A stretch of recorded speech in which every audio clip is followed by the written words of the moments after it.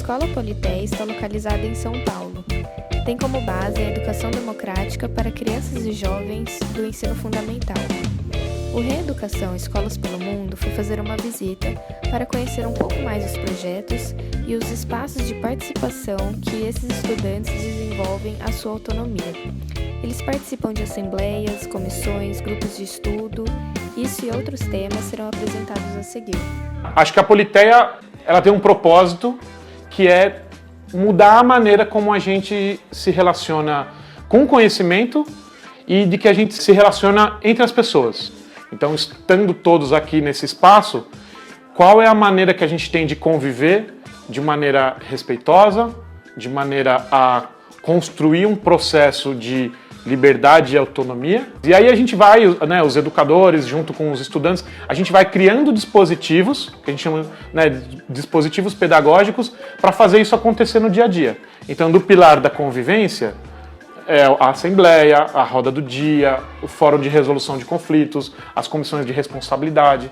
Então, cada um desses momentos, eles têm o porquê de acontecer, né? Para mim é muito legal. Eu já gostava muito da tua ideia com o pai, enfim, só de conhecer o projeto, não. Mas trazendo uma área que se passei a gostar mais, entrando como educador mais ainda. E até uma coisa que eu estava comentando com os educadores esses dias, como o tempo também vai fazendo se acostumar mais com a dinâmica da escola e acreditar cada vez mais no projeto. Aqui dentro, nenhum dos educadores foi formado em educação democrática, né? Teve que se formar quase autodidatamente, porque eu tive escola, minha escola era daquelas, eu sou daquelas pessoas que falam não gosto de matemática, né? Porque me ensinaram a matemática de um jeito, e hoje em dia, conversando com o professor de matemática daqui, eu falei, nossa, a matemática é outra coisa, física é outra coisa.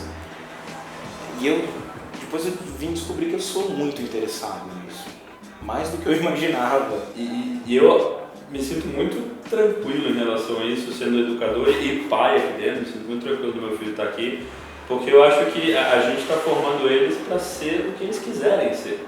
Eu acho que a primeira coisa que para se ter em mente é que o vestibular é um caminho, não é o único. Eu cresci ouvindo essa coisa de que não, você precisa de uma faculdade.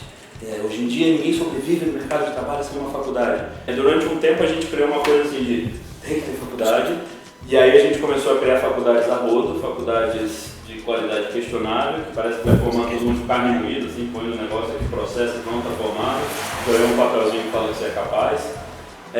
Eu acho que o próximo passo geral, global, é a gente se tocar que isso também não basta.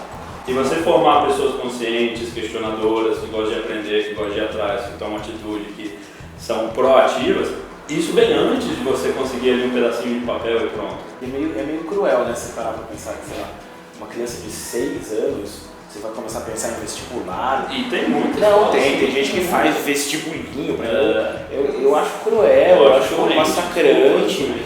E aí as pessoas, às vezes, se dedicam tanto àquilo e não percebem que não consegue ter um relacionamento vai entrar num grupo de trabalho, num grupo de estudo que seja, e não sabe ter um diálogo, não sabe trabalhar em grupo. Então, primeiro é partindo da ideia de quebrar um pilar fundamental assim, dessa escola tradicional, que é a transmissão de informação. O professor é um cara que sabe, ele transmite a informação e o estudante depois ainda tem que provar que aprendeu.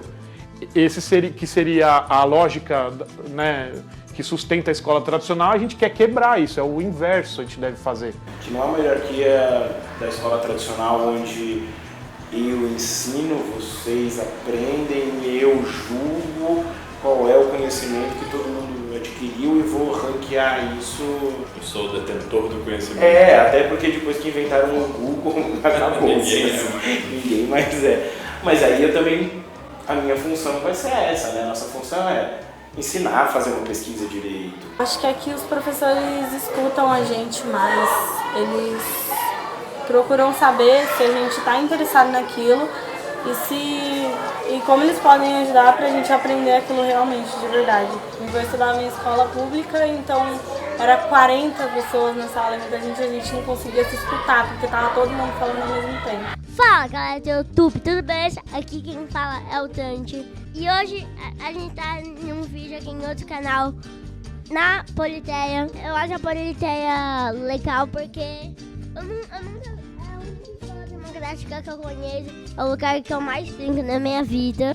Eu também gosto de pesquisar aqui na escola, porque você pode escolher seu tema. Já fiz uma pesquisa de transporte público, já fiz uma pesquisa de animais, empresas aéreas e hoje eu estou pesquisando patrulha canina, um desenho animado. É uma escola muito legal, que eu acho que é a única democrática que eu já estudei na minha vida, e isso eu tenho com certeza.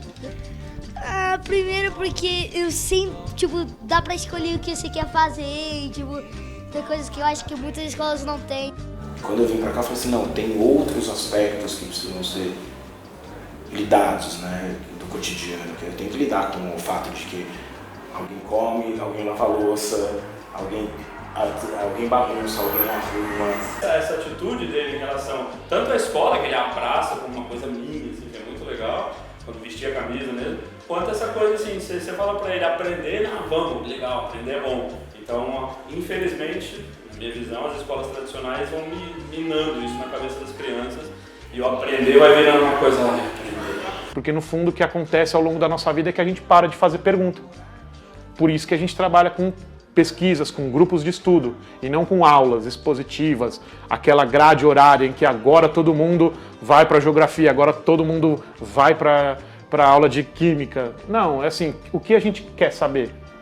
E aí eles vão levantando temas e se agrupam nesses interesses. Isso são os grupos de estudo, né? É exatamente o que a gente quer, que é a curiosidade não se perca, a vontade de aprender não se perca, e que também o protagonismo, né? Eu trabalho numa escola bem tradicional e às vezes dá uma certa crise, né?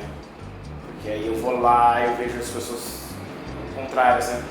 Crianças que estão desinteressadas em aprender, gente que você pergunta, mas qual é a sua vontade? Parece que nunca ouvi uma pergunta dessa na vida. E aí eu venho pra cá e falo assim, nossa, aqui acho que... claro, tem as construções precisam acontecer em todos os lugares, tem coisas a serem modificadas aqui, tem coisas a serem modificadas lá, mas parece que aqui, pelo menos, quando você fala, precisa mudar, as pessoas falam, precisa, vamos ver o que precisa mudar, isso, o que você acha? É bem diferente. Para mim, a inclusão é uma grande questão assim, da Politeia, porque ao mesmo tempo que a gente recebe uma demanda grande, e eu acho que por não ter um formato pronto, fechado, igual para todos,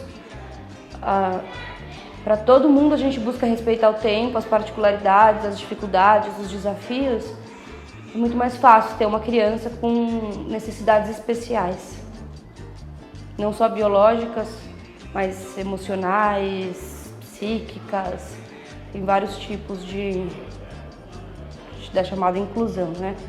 Como a gente não trabalha com sala e não trabalha com turmas, com séries, esse material já tem que ser adaptado, todos os materiais são adaptados. Então, porque um grupo de estudo você pode ter uma criança de 5 anos que não é alfabetizada, até um estudante de 14 anos que já tem teorias ótimas sobre aquele assunto. A tutoria ela tem um papel importante assim, de acompanhamento desses estudantes, de ser um diálogo bem direto entre o coletivo, né, entre a escola e os estudantes. A Assembleia era um veículo que fazia a escola funcionar, e sem a Assembleia não dá pra fazer isso. Então agora a gente tem essa regra da gente escutar as pautas, e aí a pessoa tem a oportunidade, porque antes era a pessoa saía direto quando falava que era Assembleia. Entendi. Agora a gente escuta as pautas e vê se a gente realmente interesse, né?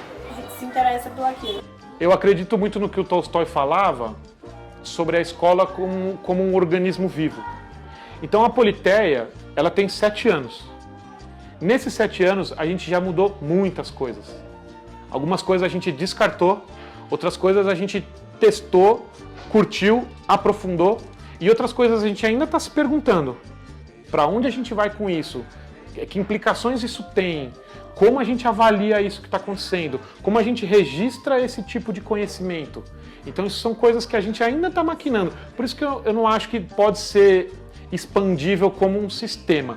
O que eu acho é que as pessoas elas têm que ter autonomia e liberdade para criar os seus projetos. Aqui na Politeia a gente imagina, e tem se comprovado um pouco essa hipótese, de que trabalhar por habilidades e desenvolver habilidades faz com que os estudantes aprendam depois o que eles quiserem.